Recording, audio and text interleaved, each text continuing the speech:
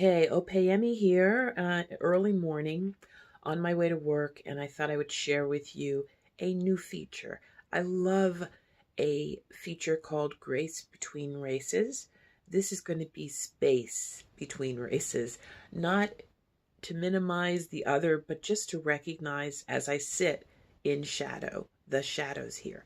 So this morning I'm on my way to work, and I recognize that what's going on my head here, a very simple and easy way to keep everything out of the way, holds such a charge for me on the racial stereotypes of the Aunt Jemima and the mule workhorse that I can hardly claim my ease. It's one of the easiest ways for me to wear my head when I want to have it covered, and yet it carries so much baggage.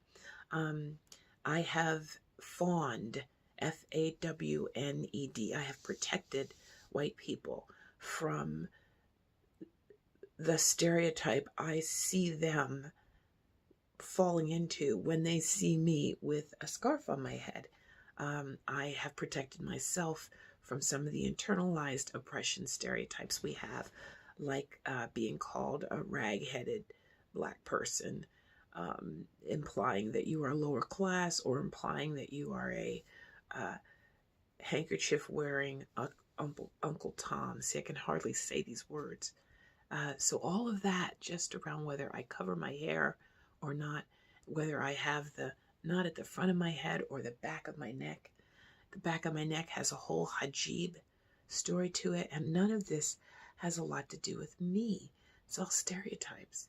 The worst is this is not neurosis. When I have had life experiences that are triggering and traumatic, I want to name them. So years ago, as a Vista volunteer, I worked into my paralegal job office, looking pretty sweet to me. I was wearing a printed skirt, and I had a pink top on, I remember, and I had put a kerchief on my head like this, but it wasn't this knot at the front. It was the much more acceptable back then, even not at the back of the neck. And my boss, a lawyer, said, "You look like you stepped right out of the watermelon patch."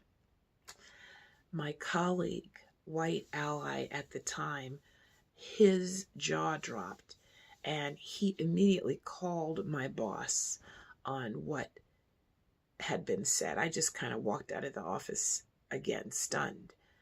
This was Jew to Brooklyn Jew. I don't think WASPs would have had the tools back then to do the work, and I'm not sure y'all all do now. But it's good to start somewhere, and that's an example of one of the places where I see spaces between the races.